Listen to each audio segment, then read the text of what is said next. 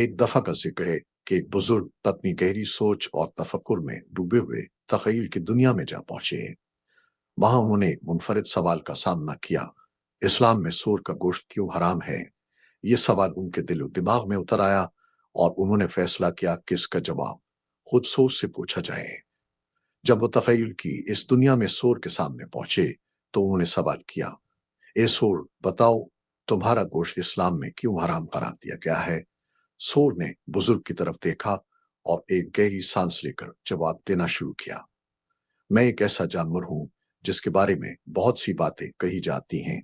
सूर ने कहना शुरू किया, तुम्हें मालूम होना चाहिए कि मेरी आदत और जिंदगी के तरीके मुझे दूसरों से मुनफरिद बनाते हैं।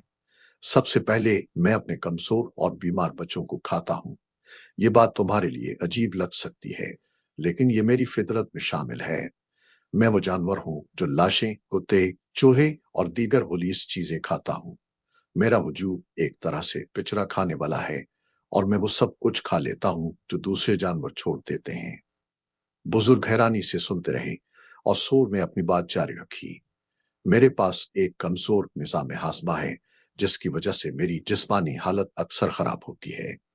खुदा ने इंसानों को इस बात से आगाह किया है कि मेरा गोश्त नुकसानदेह है और इसीलिए उन्होंने खबरदार किया है कि ना मेरा गोश्त खाओ और ना ही मेरी लाश को हाथ लगाओ। मेरा जिस्म बीमारियों और कीड़ों का घर है और मेरे गोश्त में चर्बी और कीड़े इतने मजबूत होते हैं कि उन्हें मारना आसान नहीं होता, हत्ता के खाना पकाने के दौरान भी। सोर ने मजीद बताया कि वो जहरीले सांप खाता है और ये सांप उसे काटते भी हैं, लेकिन उनका जहर इसे नुकसान नहीं पहुंचा सकता क्योंकि इसका जिस्म इस जहर को चर्बी के खलियों में जज्ब कर लेता है। ये भी एक वजह है कि उसका गोश्त सेहत के लिए नुकसानदेह है। आजकल जदीद फार्मों में मैं पंजरों में बंद होता हूँ। सूर ने अफसरदा लहजे में कहा, इससे मैं तनाव का शिकार हो जाता हूँ और बाज औकात तो पागलपन की हालत तक पहुंच जाता हूँ। मैं अपने पंजे की सलाखों को चबाने लगता हूँ, यहां तक कि मेरा चेहरा खून हो जाता है। ये माहौल मेरी सेहत को मजीद खराब कर देता है और मेरे जिस्म में बीमारियों का मजीद इजाफा हो जाता है। सो ने बुजुर्ग की तरफ संजीदगी से देखा और कहा, मुझे उम्मीद है कि आप अब समझ गए होंगे कि मेरा गोश्त क्यों हराम है।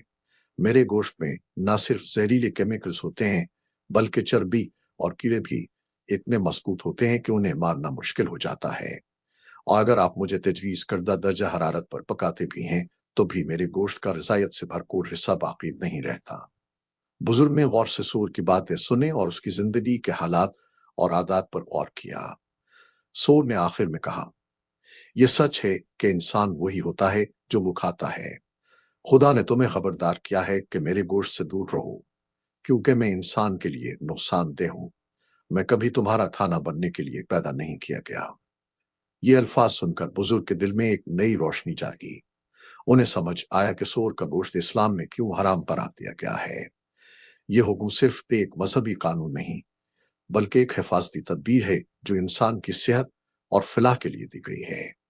इस वाक़ये ने बुजुर्ग को यह सिखाया कि मजहबी अहकाम के पीछे एक गहरी हिकमत होती है जो इंसान की फलाह व बहबूद के लिए होती है। इस मकालमे के बाद बुजुर्ग ने तखय्युल की दुनिया को छोड़ दिया और हकीकत की दुनिया में वापस आ गए। वो दिल में इत्मीनान लिए लूटे कि वो एक अहम सबक सीख चुके हैं। उन्होंने ये समझा कि खुदा के हर हुक्म के पीछे एक निहायत अहम वजह और हिकमत पोशीदा होती है, जिसे समझना इंसान के लिए जरूरी है। यूं इस वाक़ये ने न सिर्फ बुजुर्ग को बल्कि हर इस शख्स को एक पैगाम दिया जो उस कहानी को सुनता या पढ़ता है। मजहब के अहकाम पर अमल करना सिर्फ रूहानी फायदा ही नहीं देता, बल्कि जिस्मानी और ज़हनी सेहत के लिए भी अहम है।